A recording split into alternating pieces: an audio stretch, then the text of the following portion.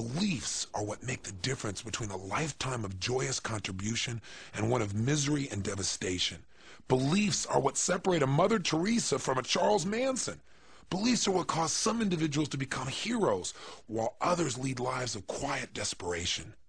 See, the power of beliefs is virtually unlimited. Our beliefs can literally create or destroy.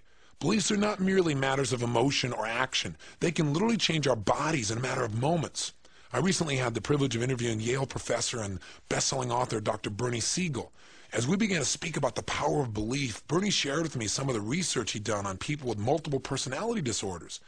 Incredibly, the potency of these people's beliefs, the belief that they had become a different person, resulted in an unquestioned command to their nervous system that made measurable changes in their biochemistry.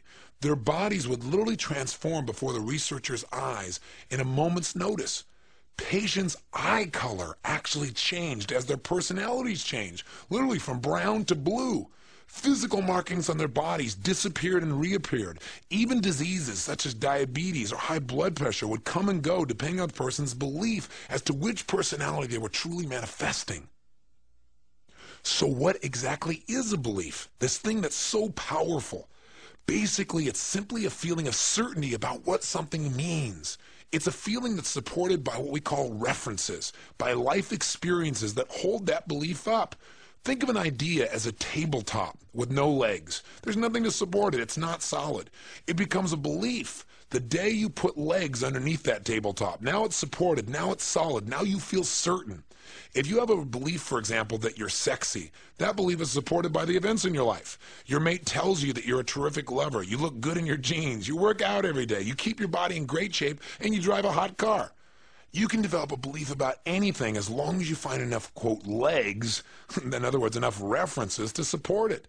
If you see yourself as a failure, for example, as someone who doesn't have the luck or the connections or the willpower of those who succeed, then that belief will govern your actions, and you'll most certainly mold exactly the life you predict for yourself. But if you honestly believe in your own capabilities, your capabilities to learn, to change, to adapt, to expand, to achieve personal breakthroughs, then your possibilities in life are literally unlimited. And you know what? You'll find references to back this up, to make yourself feel even more certain. And all personal breakthroughs, we must remember, begin with a change in our beliefs. How do we change our beliefs, though? The most effective way begins with understanding the pain-pleasure principle. Get your brain to associate enough massive pain to your old belief, and I promise you it'll change in a heartbeat.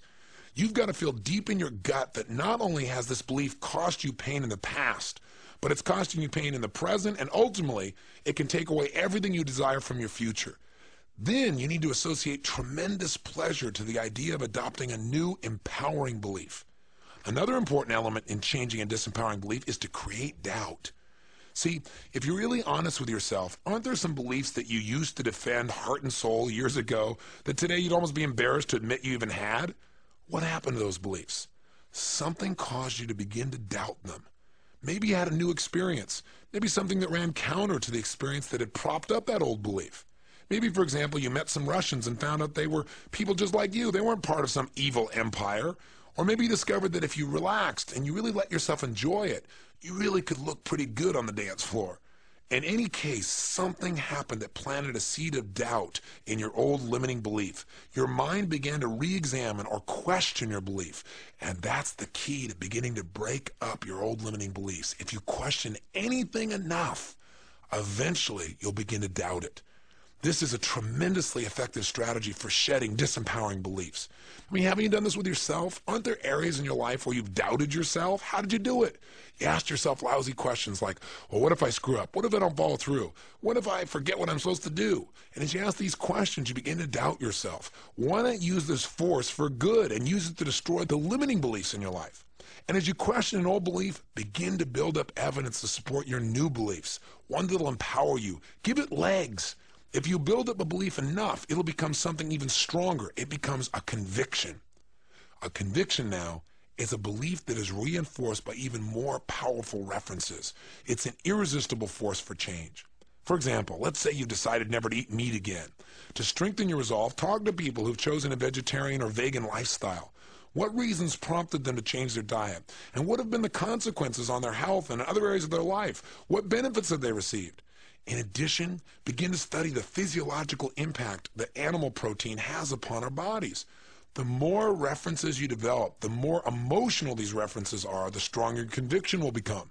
It becomes a conviction if you decide to go to a slaughterhouse and watch what's being destroyed in front of your very eyes and what you're going to eat. I can promise you then it'll go from a belief that you shouldn't do this into a conviction that says, I couldn't consume this ever again. Third, find a triggering event that'll push you over the edge and make it a conviction. Or else create one of your own, just as I've described. For example, if you want to develop a conviction never to abuse drugs, make the painful consequences of drug abuse real to yourself. Watch some films, or better yet, visit a shelter and see firsthand how drug use devastates people's lives. If you vowed to give up smoking, visit the intensive care wing of a hospital and see the emphysema patients confined to oxygen tents, or look at an x-ray of a smoker's black lungs.